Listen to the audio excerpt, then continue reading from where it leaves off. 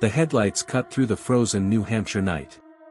Snow blanketed the ground, a pale mirror for the moon, and silence pressed against the trees.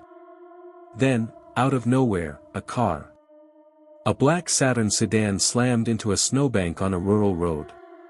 The crash was loud enough to echo, but the woods quickly swallowed the sound. When neighbors peered from their windows, they saw her. A young woman, standing by the wreck, shivering in the bitter cold. She seemed dazed, maybe injured. But when they offered help, she waved them off.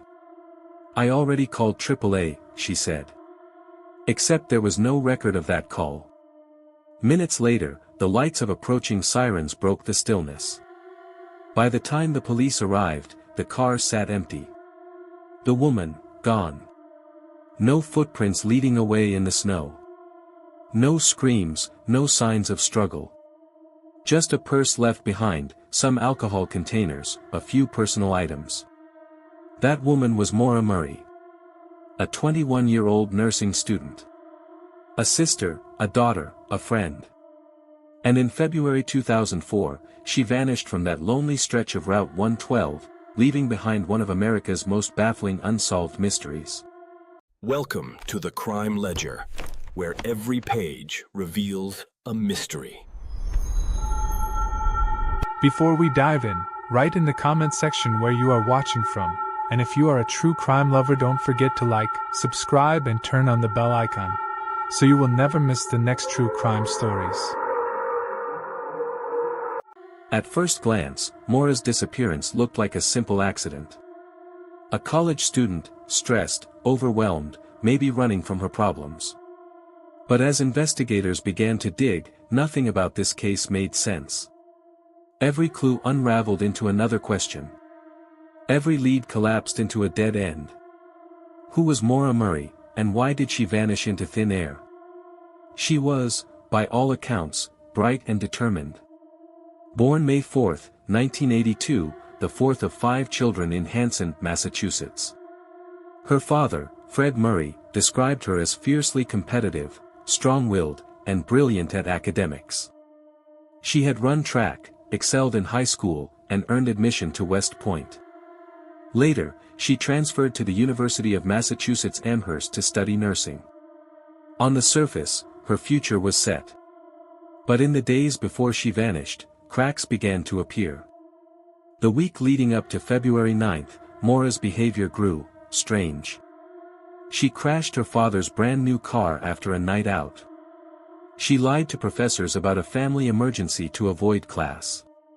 She searched online for rental properties in New Hampshire, isolated, rural spots far from Amherst. And then, just hours before she vanished, she emailed her professors, telling them she'd be gone for a week because of a death in the family. There was no death. She packed up her dorm room, boxed her belongings, and left Amherst without telling anyone where she was headed. And by nightfall, she was standing beside that crashed Saturn on Route 112. Minutes later, she was gone. The official timeline only adds to the confusion. 7:27 p.m., a local woman reports a car accident outside her home. 7:30 p.m., a school bus driver stops to check on Maura. She insists she already called for help. He leaves. 7:46 p.m., a state trooper arrives. The car is empty. No footprints, no sign of Maura. How does someone vanish in less than 20 minutes on a freezing night, without a trace? Police searched the surrounding woods, fearing she had wandered off and succumbed to hypothermia. But search dogs lost her scent just 100 yards from the crash site, as if she got into another car. Did someone pick her up? Did she stage her own disappearance? Was she abducted? Every possibility is terrifying. And none explain why. Investigators scoured the Saturn. Inside, maps of the White Mountains. A box of Franzia wine, a Coke bottle with traces of alcohol. Schoolwork. Gloves. A AAA card. But her debit card, credit card, and cell phone were never recovered. There were no signs of blood, no evidence of a struggle. just the haunting absence of a young woman. And soon, the case spiraled into a nightmare of false leads, internet conspiracies, and family heartbreak. Her father Fred launched a relentless campaign, begging for answers. He believed his daughter had been abducted. Others whispered about foul play, about boyfriends and secrets, about police cover-ups. The media compared it to a real-life episode of Twin Peaks, a young woman vanishing from a small town, everyone hiding something, no clear answers. And with every year that passed, the silence grew louder. But the most chilling part? This wasn't the first time tragedy had circled Maura's life. Just days before she disappeared, she broke down in tears during a night shift at her campus security job. When asked what was wrong, she only whispered, "My sister." No one ever learned what she meant. And so the story begins, a crashed car, a vanished woman, and a trail of clues that lead, absolutely nowhere. The night of February 9, 2004, was only the start. Because as investigators tried to untangle Maura's life, they realized she carried secrets that may hold the key to her disappearance. But what exactly were those secrets? The timeline leading up to February 9 is a puzzle in itself. A puzzle filled with inconsistencies, sudden decisions, and moments that feel like warnings. Just 3 days before she disappeared, Maura crashed her father's brand-new Toyota Corolla after a night of drinking. She claimed she'd been lost, distracted, but the damage was severe, thousands of dollars. Her father was furious, but they brushed it off as an accident. Still, it painted a picture. Maura was under stress. Then came Sunday, February 8. She spent the day with her dad, shopping for cars, grabbing dinner. Later that night, she drove him back to his hotel, borrowed his car again, and headed to a party. By early morning, she crashed it into a guardrail. 2 accidents in just days. Something was unraveling. But it was what happened hours before she left Amherst that disturbs investigators most. On February 9, Maura emailed her professors, claiming there had been a death in the family and that she would be gone for a week. There was no death. She was lying, but why? She also called a condo owner in Bartlett, New Hampshire, asking about renting a property. She looked up directions to the White Mountains, printing out MapQuest routes. She even packed her dorm room into boxes, neatly stacked, as if preparing for a move, or for something else. Then she withdrew $280 in cash from an ATM. CCTV shows her at the machine, bundled in a dark jacket, face expressionless, methodical. That money was never recovered. At a nearby liquor store, she purchased wine, Kahlua, and Bailey's. Receipts later confirmed the purchase. And by the afternoon, she was on the road, headed north. Alone. The drive itself was strange. She left campus around 4:30 p.m. in her black Saturn. By 7 p.m., she was deep in rural New Hampshire, hours away from Amherst. It was snowing, icy, treacherous. Locals would later say Route 112 was deserted that night. At 7:27 p.m., she lost control of the car, spinning into a snowbank. Neighbors watched from their windows. At 7:30 p.m., the school bus driver stopped, offering help. She insisted she had already called AAA. He believed her and left. But here's the chilling twist, there was no cell service in that area. She couldn't have called anyone. By the time police arrived at 7:46, Maura was gone. Her car was locked, airbags deployed. Inside were the receipts, the alcohol, the maps. The vehicle had a rag stuffed into the tailpipe. Was she trying to kill herself with carbon monoxide, or was it just a temporary fix from earlier mechanical problems? The mystery deepened. Police dogs tracked her scent up the road, then abruptly lost it. As if she vanished mid-step. Or as if someone had picked her up in another car. And that's where the theories explode. Some believe she planned to disappear, to start fresh in the mountains. Others believe she accepted a ride from a stranger, or someone she knew, and met a darker fate. But the most haunting thought is this: Maura vanished in less than 20 minutes, on a freezing February night, without leaving a single footprint behind. Her family was devastated. Her father, Fred Murray, insisted immediately she was taken. She was abducted. He would spend the next 2 decades battling police, the media, and conspiracy theorists, trying to keep Maura's case alive. Investigators, however, weren't so sure. They considered everything: suicide, voluntary disappearance, foul play. None of it made sense. But the most disturbing part: the very next day, no one could agree on where she was heading, or why. Her friends were baffled. Her professors confused. Even her boyfriend, Bill Roche, an Army lieutenant stationed in Oklahoma, couldn't explain her sudden vanishing act. So what was Maura running from? In her dorm, police found evidence of personal troubles, emails suggesting relationship strain, a history of academic stress, and minor brushes with the law, like credit card fraud for ordering food with a stolen number. These weren't signs of someone preparing for a new life, they were signs of someone spiraling. But that only raises another terrifying question. Did Maura plan her disappearance? Or did her unraveling life make her vulnerable to someone waiting on that lonely stretch of Route 112? And just when investigators thought they were piecing the puzzle together, the first wave of leads came crashing in.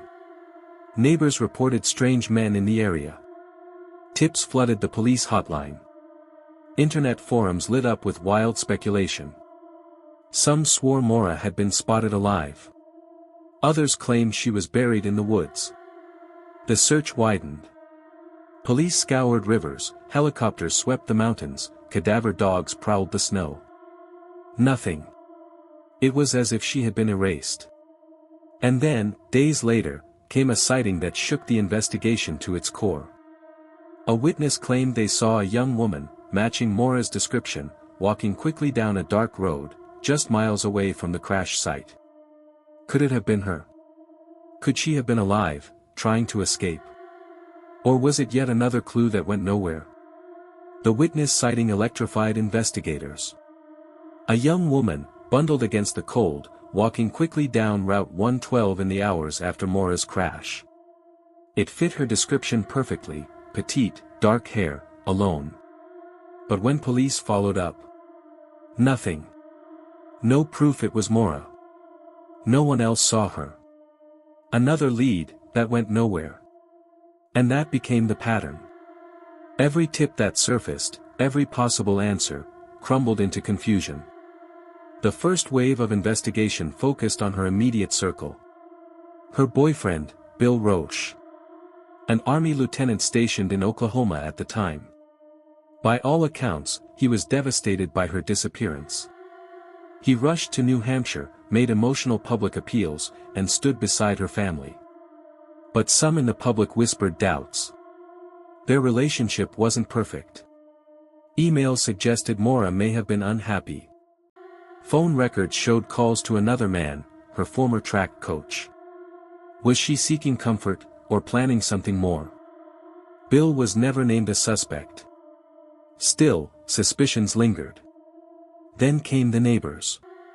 The bus driver who spoke to Maura said she seemed shaken but not intoxicated. He later told police she didn't look like someone ready to vanish forever, she looked like someone waiting for help. Another neighbor swore they saw a different car parked nose to nose with Maura's Saturn around the time of the crash. Could she have gotten into that vehicle?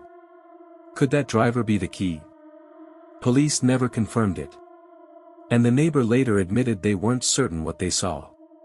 The deeper investigators looked, the stranger the details became. In the car, a rag stuffed into the tailpipe. Some thought it suggested suicide, that she was trying to poison herself with exhaust. But her father insisted it was just a temporary fix for car trouble. The alcohol containers raised more questions.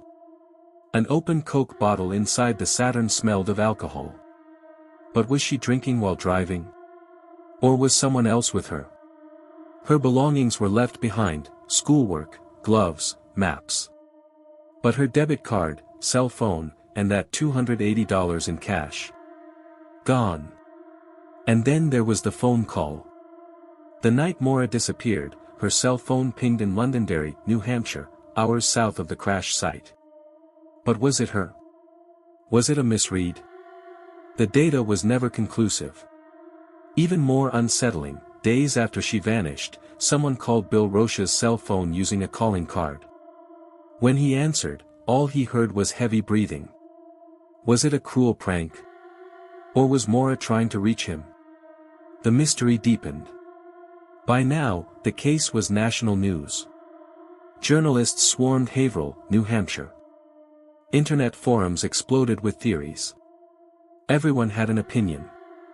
Some believed Maura had run away to start a new life. Others insisted she was abducted. A darker corner of speculation suggested her own family knew more than they admitted. Fred Murray, her father, fought back tears in interviews. "My daughter was taken. Someone out there knows what happened." The pain was raw. The silence unbearable. Police scoured the area. Helicopters hovered over the White Mountains. Cadaver dogs searched the woods. Dive teams plunged into icy rivers. But Maura was nowhere. And the longer she stayed missing, the more bizarre the leads became.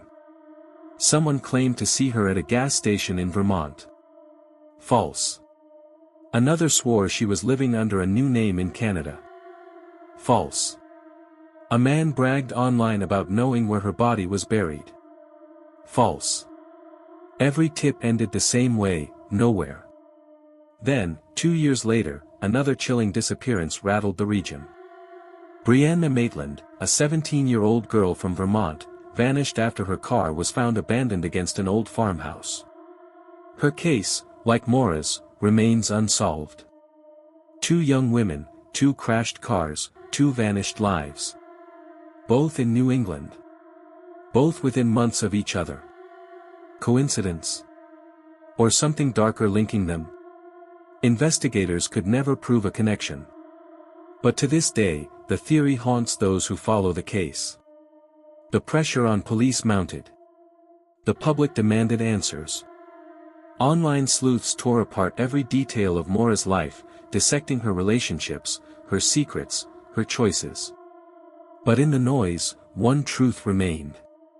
On February 9, 2004, a young woman vanished in less than 20 minutes. And no one, not police, not family, not strangers, has been able to explain how. And then came a discovery that sent shockwaves through the investigation.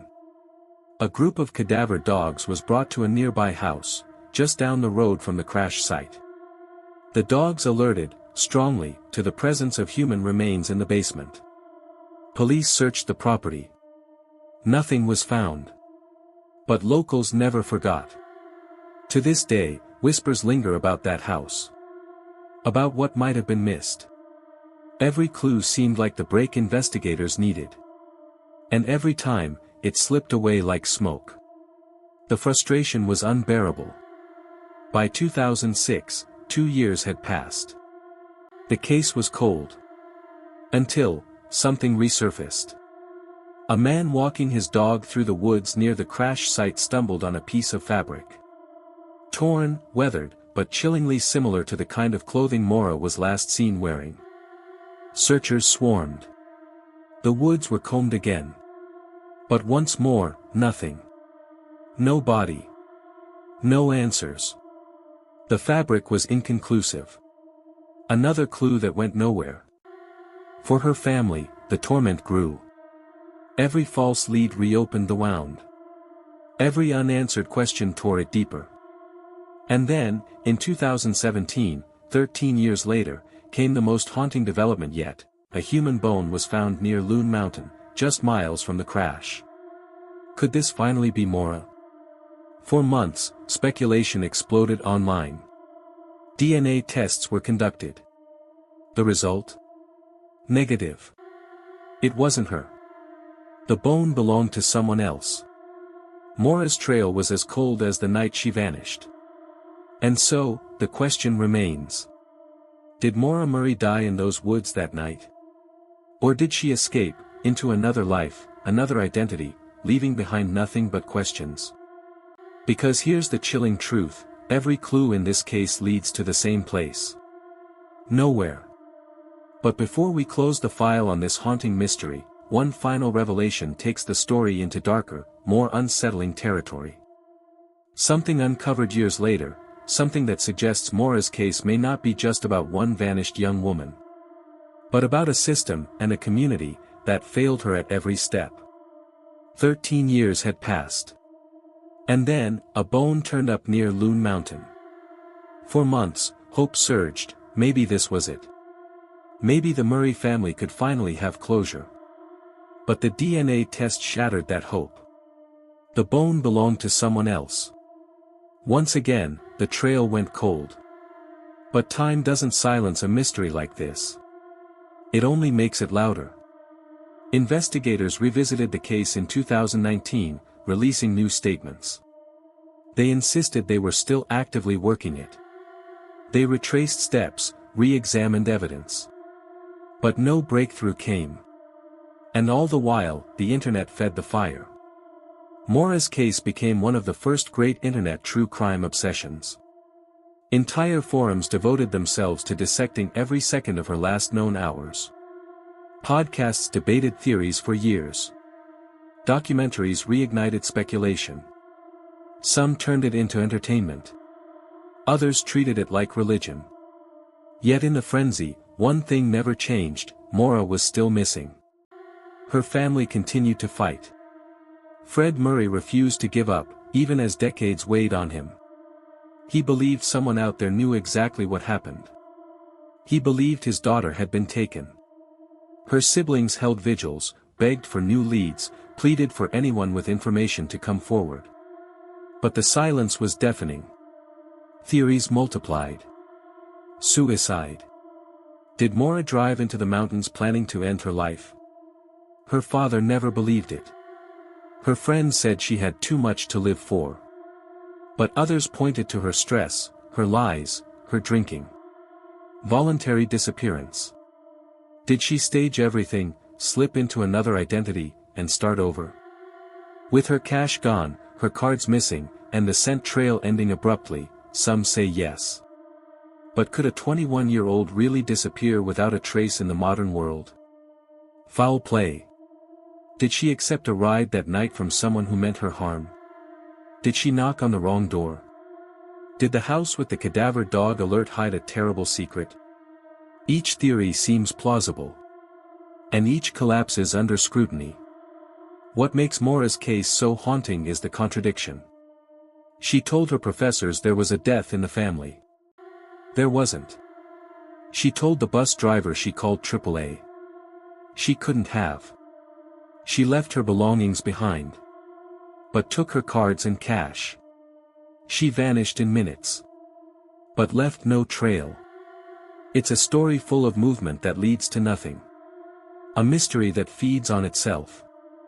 And maybe that's the cruelest part. Because in cases like this, hope becomes its own trap. Every new sighting, every new lead, every new rumor brings her family back to the edge. And every time, they fall again, into the void of nothing. For nearly 20 years, Maura Murray has been missing. So what really happened on that snowy night in 2004? Did she die alone in the woods, her body hidden forever beneath snow and soil? Did she start a new life, somewhere far away, her past buried like the car in the snowbank? Or was she taken, in those 20 minutes between the bus driver leaving and the trooper arriving, taken by someone who still walks free? We may never know. But here's what we do know. On February 9, 2004, a 21-year-old nursing student vanished. And every clue we've had since has led to the same place, nowhere. And that's why Maura Murray's story still grips us. Because we hate the void. We hate silence. We crave answers.